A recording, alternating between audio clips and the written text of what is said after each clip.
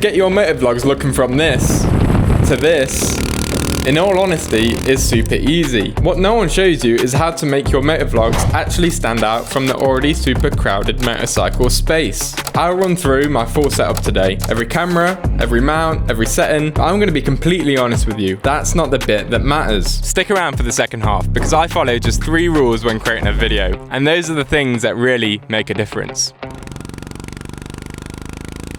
There's 4 main different shots that I use in my videos: POV, third person, static, and rollers. And these aren't as hard as you may think. So for the POV, I use the DJI Action 4. You can get newer ones, there's Action 5, Action 6, but the changes are so incremental that I'll just recommend getting the Action 4, especially for motovlogging. You're gonna save so much money by getting this one than the newer ones, which you can spend elsewhere. So yeah, would personally recommend just getting the Action 4. The Osmo 4 comes with an adhesive mount that you can use for your helmet.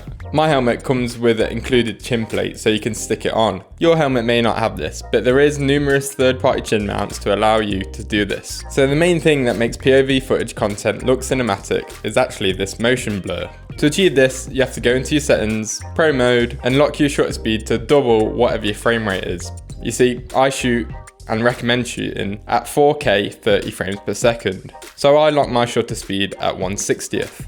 I won't go too technical, but all you need to know is that the lower your shutter speed, the more motion blur you get. But you shouldn't go any lower than double your frame rate. I also cap the ISO between 100 and 3200, just so when I go into darker areas, it will auto adjust. So as you can see now, the footage is super overexposed. So what we need to do now is put some sunglasses on it so we can bring the exposure back to normal levels. And for that, I use this Small Rig ND filter kit. It comes with 3 different levels depending if it's cloudy, sunny, or extra sunny. And these just slot on the top of the camera. By the way, if you want to buy any of the gear that I mentioned in this video, you can just go down to the description and all of the links are there. I'm not sponsored, but they are affiliate links. And as you can tell now, it looks a lot faster, a lot more cinematic because you're getting that motion blur at the sides.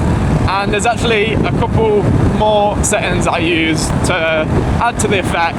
And one of them is turning the stabilization all the way off. Because when you're on the bike, you kind of want to see the bumps and all the little micro moves I do with my head because it adds to the energy of the shot and adds to the sense of speed and makes it a lot more impactful. I also have the FOV on the widest setting, and that's so you can see everything that I'm doing. You can see what I'm doing with my hands, you can see bits of the bike, you can see a bit of the speedo, and for me that's just a lot more engaging than just seeing the top of my windshield and what's ahead.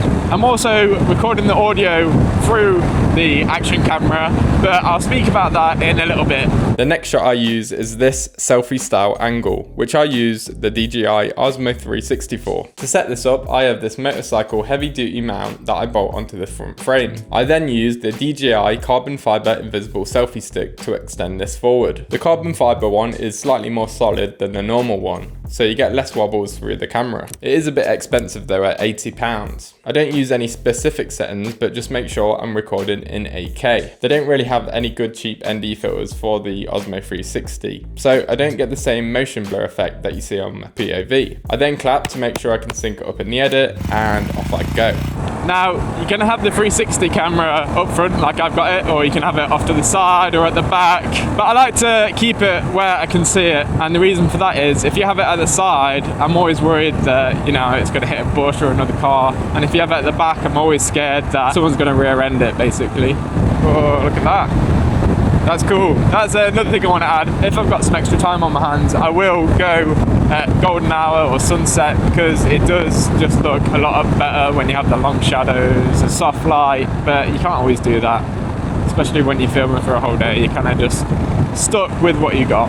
With a 360 camera, you need to bring it into the Studio app before you can use it. I simply use the direction lock to lock the camera facing me, adjust the FOV to what works best, and then export. So for audio, I use these DJI Mic 3s. The reason I use these is because they connect to all the other DJI products really well. They are quite expensive at £204, but I do use them in every filming scenarios, so it is worth it to me. If you want to save a bit of money on these, you can just buy the mics by themselves for about £80. For my helmet cam, I use a magnetic attachment to attach it to the bottom sleeve of my helmet with the added wind protector. I link it to the action camera and set the levels to -12 and the noise reduction to low. This will reduce some of the wind noise. And this is what it sounds like. It's not perfect, and at higher speeds you can definitely hear some wind noise, but it's just a really simple setup and I don't have to worry about having cables inside my helmet or anything. I just put the magnet on and go. And the best thing about these DJI mics is they do record internally on the mics as well if you click the record button. So if for whatever reason it does disconnect from my GoPro, I've still got the backup on my mic, which has already been a godsend at certain times. I also then have the other microphone magnetically attached to the rear of my bike and record internally at -12 dB, so you can get some glorious engine sounds.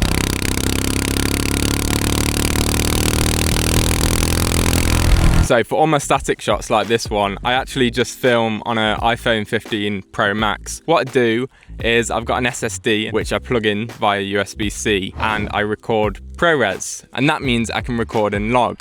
And more on that in a little bit. The reason I film on my iPhone and not something like a big DSLR is for two reasons really. One, I just can't afford it right now, so I've got no choice really. And second, I try to keep all my filming equipment as slim as possible. When I'm on the road, I just want to be able to throw it all in a backpack and just get on with it. If I've got a big DSLR with a big lens, then it's just more space and more weight. So for now, I'm definitely just going to keep using my phone. For the tripod, I use this K&F one. It cost me £40 and it folds nice and small so I can fit it into my backpack. This helps so I can travel around with it. Very occasionally, I will get shots passing on my bike like this, but to be fair, it's just a massive faff because obviously you have to run back to your camera and get it and pick it up, pick your tripod up. So generally, I just don't really do them. Now for my personal favourite, the rollers. For these, I use a DJI Osmo Pocket 3, but I don't actually own one of these and instead have to borrow my cousin's camera. Don't use that. And you are gonna need someone to help you film anyway. I simply use a suction cup on the back of the car and use a DJI Mimo app to track the bike. I'm using ND filters again here. These are from K&F Concept, and I'm locking the shutter speed at 1/60th again so I can achieve the lovely motion blur. When I'm doing these shots, I am in constant communication with the driver, and just be extra careful of your surroundings and not to get extra close to the car in front. I know you really want to get the right shot, but also it's really important to stay safe. Also, if you haven't got a Pocket 3, you can just use an action camera. The shot is a little bit wider, but you will still get the same effect. So on every camera I use, I shoot on D-Log, which is a flat camera profile, which makes it look really grey. But what it does is it retains all the colour information. So when I get into post, I can apply a LUT to it, and I've got better freedom basically with the colours I use. It's actually a lot easier than you think. I use a free LUT, I don't use like an expensive one. I will put it down in the link below, the one I use. It's literally just like one of the most basic LUTs ever. You may have also noticed that all of my products that I use except for my phone are DJI, and that's simply because I've used DJI throughout the years and they just make quite good products, and when you're in the ecosystem they all work together. Also, when I go on big trips I have to buy loads of batteries, so if all of my products are using the same battery, it just makes it a little bit easier. To be completely honest, you don't need all of this kit. You can just start with an action camera and your phone and you'll get along just fine. To be honest, you could just start with the phone if you really wanted to. All these cameras are just tools, and if you really want to start making some great YouTube content, you actually need to start thinking about your storytelling and how you package the videos. And for that, I have just 3 rules. Quick disclaimer, I'm not pretending that I have all the answers. My channel is still really small, but I do have experience. I've worked with CarWow, Ride2, Matt Watson Cars, Motorpoint. I've worked with YouTubers for a while. Also, goes without saying, this is just what works for me. It's just what I find the easiest. If you just enjoy creating content, you don't care about building an audience, more power to you. So rule 1, keep it curious. What you need to understand is that no one cares about you.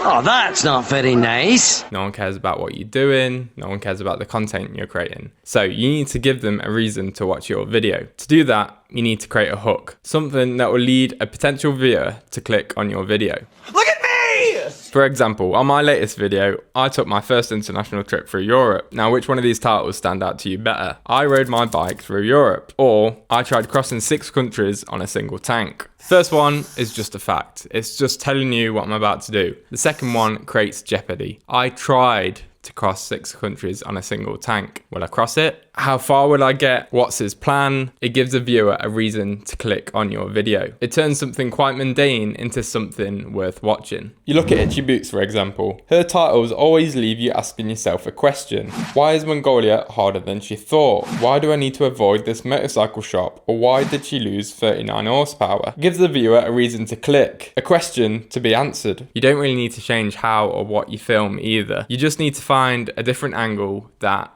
adds some curiosity. Rule 2, keep it clear. Now, the motovlogging niche in general has a lot of AI thumbnails with loads of contrast, loads of different titles. My advice would be keep it simple. I like to have one point that I'm making. You don't want to give the potential viewer too much to think about. Also, using a photo that you took yourself will resonate a lot more than just creating one in AI. For my most popular video, it's one simple point: the reality of riding a motorcycle. It's easy to digest. It's a simple photo of me looking into the distance with one word: lonely. And that's the hook. Why is he lonely? I take inspiration from creators such as Doodle on a Motorcycle. Her thumbnails really tell you a lot through the imagery. Look at this thumbnail. It's a white background with a red helmet, and you immediately know that this video is going to be about helmet safety, and no text is needed at all. Rule 3. Keep it captivating. And this rule is all about making your videos more engaging, because if viewers are sticking around to watch more of your video, then YouTube is going to serve it to more people. Now, I am no means a master at this, but I do have one simple rule to keep people engaged. And to be honest, it's the oldest trick in the book. And all I do is keep changing the angle every time I make a new point. Changing the scenery every few minutes or so, it's going to give the viewer something different to look at. It's going to help make it feel like the story is progressing and moving along. And I have 4 different setups as such. I have the studio shot, the driving shot, the static shot, and then also VO with some B-roll underneath. All I need to do to achieve this is go through my script, highlight different sections that work best for the different setups. Lastly, have fun with it. It's just YouTube at the end of the day. Don't worry if you don't hit these points every time you make a video. It's just a generally good guideline. Now, if you want to see me make a fool of myself riding through Europe, then click on this window. And if you want to subscribe, click on my big fat face. Thanks for watching.